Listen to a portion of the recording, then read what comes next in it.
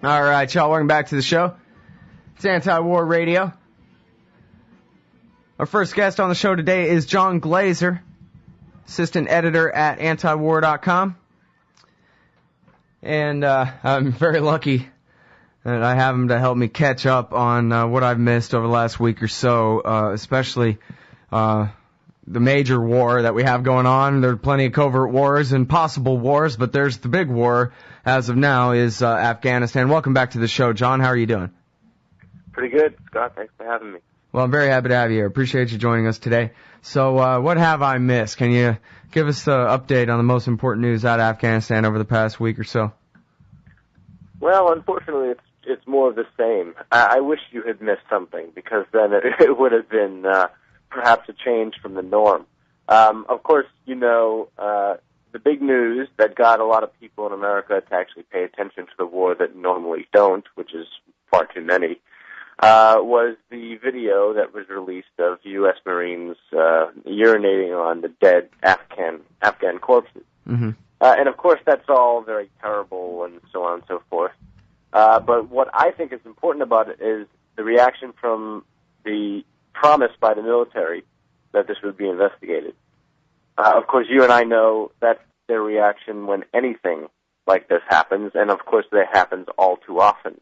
That's what we heard with the kill team, who slaughtered Afghan children for the fun of it, and cut off their fingers for trophies, and took pictures next to their bodies as if they were, dead deer, or they caught a big fish or something. We'll investigate this. Don't you worry about it. Go on supporting the troops. Go on supporting the war. And a lot of other things that are even more obscure, like a couple months ago when U.S. Marines had Afghan civilians marched in front of them on a field that they thought was filled with landmines. Oh, like John Kerry in the Mekong Delta. Cool. Right. I hadn't heard that one. Yeah, this is a couple months ago. I can send you the report I wrote up on it. NPR actually broke the story, and that's as clear of a war crime as can happen. And of course, what we heard was, we'll investigate this. Of course, we take all of these allegations seriously, and then everybody forgot about it. It vanished into the nothingness of the backwater media, which is anything but the presidential election is not worth talking about. Right. So, yes, we hear about these things all the time. Nothing ever happens, and if something does happen, then lower-level people get punished for it. And this seems to be, of course, not something that was ordered from the top levels of the military brass, but, of course, it's indicative of the war in general. I think it opens a window onto what the war actually is, which is a war that is failing on every single front. It's costing hundreds of billions of dollars. It's costing thousands of lives. We know how many American lives and NATO lives have been lost, but nobody bothers to count how many Afghans have died. We are training the Afghan military and police, and that's an utter failure. That's actually the primary mission we have, because according to the Obama administration, that will give us some leeway in pulling out or drawing down a little bit. But it's going terribly. The Afghan military and police consist of illiterate drug addicts and criminals who sometimes attack NATO soldiers, and who the attrition rate is about 10%, who quit by the hundreds every single month. And no, this is not a rerun from 2005. Right. This is just the same conversation we've been having this whole time. Precisely. I read somewhere recently, somebody cataloged all of the instances since 2001 in which the presidential administration or the top military officials said the Afghan war is going brilliantly, we're making tons of progress, so on and so forth. I think I read it. I'm in the middle of The Operators by Michael Hastings, his book on Afghanistan, and I think I read it there. And that sort of corresponds to something that Jason Ditz reported on last week, I believe, which was that a new national intelligence estimate was partially released. Some bits of it were released. And on Afghanistan, there's a new NIE? On Afghanistan, that's correct. And the parts that were released, of course, parts of it are classified, but parts that were released and reported in the media said that it is a quagmire. It remains a quagmire. And despite all of these constant tellings of how much progress we're making, it is still a quagmire that has no end in sight unless America sort of gets its SHIT together and elects someone like Ron Paul, and we get the hell out of there. Yeah. Well, it's amazing, too, to just think, never mind 2005, but just the last couple of years, the Obama years with this giant surge that was supposed to clear hold and build not just an Iraqi army, but Afghan society. We were going to give them a government in a box, and our allies in their local governments were going to create such great systems of doing things that it was going to stick, and it was all going to be awesome. Well, whatever happened to that? I mean, how goes Kandahar? Are we, at least, can they claim success in Kandahar, John, at all? No, they can't. And in fact, there's a number of cases where the Taliban have regrouped and attained territory and somewhat control over territory that is even closer and closer to Kabul. Look, there is security in some parts of Afghanistan, but that means absolutely nothing. And of course, what's totally when we talk about the strategery of the war, it's always totally discounted what it's like, what the war actually means for the people that are experiencing it. And that's another reason this pissing on dead Afghan bodies is a window into what the war is like. I blogged about a McClatchy report last week that interviewed a number of, ordinary farmers in southern Afghanistan and things like this. And I'm quoting now, one of them says, "I know a lot of horrible things happen in the South and nobody but the locals know about it." He says, "Such things happen all the time and people talk about it, but media hardly report them." These are Afghans talking. Yes, the horrors and the travails borne by the Afghan people on a daily basis after being subjected to 10 years of American occupation exceed the imaginations of what most Americans can fathom. It is a terrible humanitarian disaster that this war is going on, and of course that is all out of the discussion. You don't hear that in the media. Well, that was the one thing I agree with John Bolton on in the news today, I think it was, maybe it was yesterday, saying that, of course, he's taking a very anti-Ron Paul position, but he said this is, part of the problem is we haven't discussed foreign policy in this country in 4 years, 3.5 years now.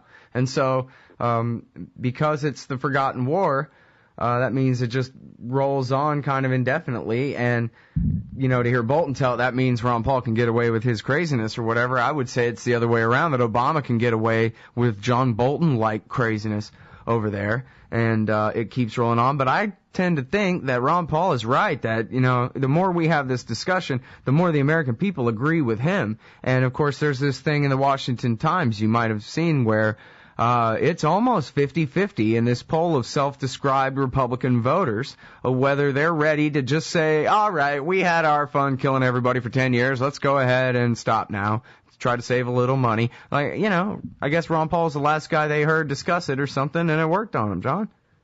No, I think that's right. I mean, when you have someone like Ann Coulter, whose seething conservative ickiness makes me nauseous to even think about, she's firmly against the war.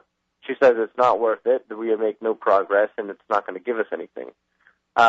So when conservatives like that are actually coming out and saying, this is not a good war, this is not something that's worth our time, I think, there's progress being made, and I think opinions are changing.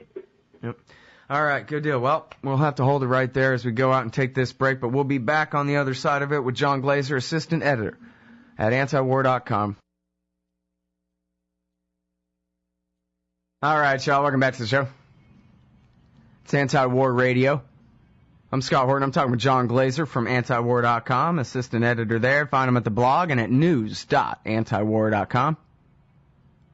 And now, John, I wanted to ask you on Afghanistan about the peace talks, or at least talks at all, communication of some kind between the occupiers and the leaders of whatever resistance they're calling the Taliban these days, whether they're loyal to the ghost of Mullah Omar or who knows what, I don't know. But if you could address that. And then was there some new report about widespread torture in Afghanistan that I may have missed?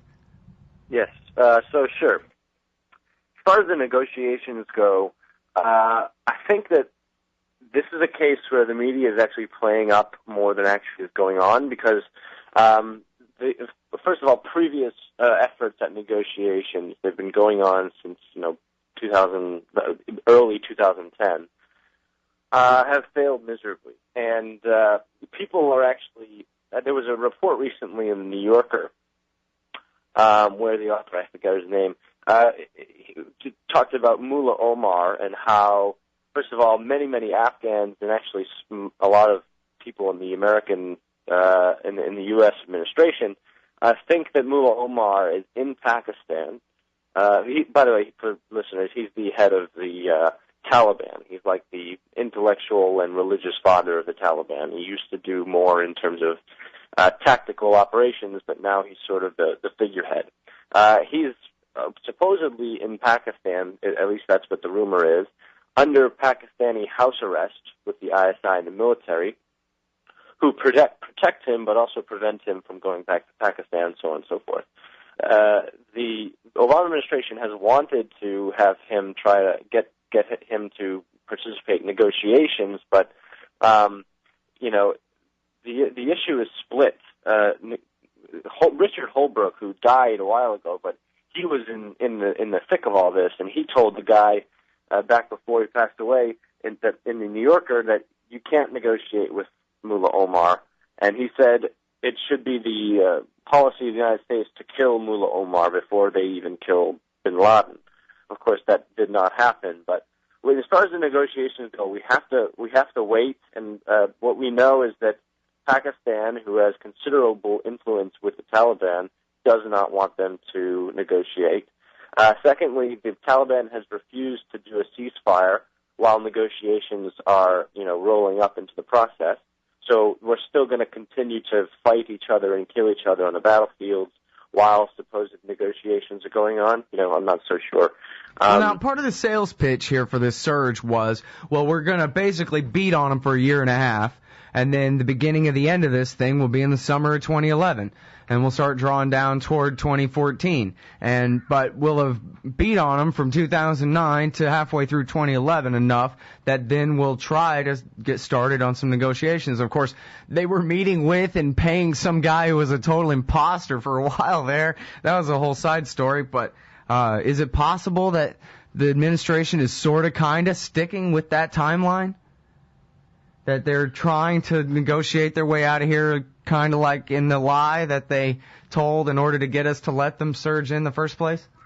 I think, to be honest, that they would want that. I mean, one of the most ambitious proposals that actually Hamid Karzai, the president of Afghanistan, advocates is to have the Taliban build a political party, gain seats in parliament, and so long as they renounce violence and draw down the weapons. That, I think, is far too ambitious and not close to reality. I'm reminded of another thing that I've just read in Michael Hastings' book, The Operators on Afghanistan, is what Stanley McChrystal, before he was fired, said about what he calls insurgent math, which is to say that when you kill two insurgents, when you kill two Afghans, you don't get, if there's 10 Afghans and you kill two of them, you don't get 8. You get 20 more. Right. Because the people of Afghanistan are fighting for their own country. When you can call them insurgents, you can call them Taliban, but really it's no different than if China came here, was raiding your houses and was occupying your country and so on and so forth. And I'm sure there'd be a lot of conservatives in Texas, for example, your home state, that took out their shotguns and went out and fought themselves. This is largely what's happening in Afghanistan, and I think that the momentum behind ousting the occupiers is far too great for so-called negotiations to actually do much. Yeah, well, and you know what? I'm sorry to interrupt, but I only do so in order to emphasize how right you are about that, because I think that's so important that people understand that insurgent math, you kill 1, you get 10, that comes from Stanley McChrystal, and I actually asked Hastings about that on the show, specifically followed up on, how literal are these quotes? Is this paraphrasing? Is this straight from him? This is what his guys say, or how is this? And he said, no, I saw General McChrystal on numerous occasions enunciate this principle. You kill 1, you get 10. Well, then, what are we doing? Hillary Clinton said it during the campaign of '08. She said, when you're in a hole, you gotta grab a shovel and get digging. And that's exactly what they're doing. Yep. It's amazing, actually, that you can have the truth be so official and so counter to to the policy, but they just keep on going on. Nobody even cares anymore. Another thing that Hastings writes about is that Obama, unfortunately, is not in the thick of it in terms of the strategy in Afghanistan. If he were, he'd be fully aware of things like insurgent math and realize that the current strategy is not working. But instead, he's worried about domestic support. He's worrying about the politics. He's worrying about getting reelected. And so if Afghanistan seems like a disaster, or if we pull out, he's called weak, and so on and so forth. These are things that he has in mind because he's a politico. And I think that, as far as the academics go and as far as the military advisors go, I think that there's a pretty clear understanding that you can't get out of this by continuing to militarize the situation. Yeah, I think they all know that, including him. I think our friend Hastings is being way too generous there. I mean, if you go back and look, for example, at Hillary Clinton's testimony to the Senate at her confirmation, her confirmation hearings, she really knows her stuff. That is one sharp lady, and she has been on the committee of whatever the hell in the Senate for a long time, and she apparently is really policy wonky like her husband, more so than I would have thought. I'm not saying she's good on anything, don't get me wrong, but you watch that confirmation hearing, she really knows what the hell, and there's no excuse for ignorance on this team at all. They're the ones who bragged about what geniuses they all are with their Center for a New American Security and their third-dimensional chess and all this thing, I don't want to plead ignorance for them. The point is that they are constrained by domestic politics, and they have so little principle and so little care for the people whose lives they're ruining to actually do what's right, as opposed to do what is right to get them elected. Sure, fair enough. Well, and of course, it also begs the question of what are they doing there anyway? Because everybody knows that you can't win a war in Afghanistan, not without just outright slaughter. Hell, the Russians killed 1 million Afghans, and outright, just bomb the hell out of them, carpet bomb their cities and stuff, which our politics won't allow for that much, So, I mean, that's it. They already know that, but I don't think they really care about that. It's really more like the West Bank model of just low-level warfare forever. Low-level to us, anyway. Warfare forever, rather than trying to really win anything. Right. A stabilization force, which equals horror for everyday Afghans. Yeah. And continuing indebtedness and impoverishment by the U.S., and they're fine with that because it'll get them reelected. And I'm sorry I went on so long. Can you tell us a little bit about this torture report? Sure, I'll be quick. Well, for a long time, there were reports of torture in Afghan prisons coming from the UN and other sources.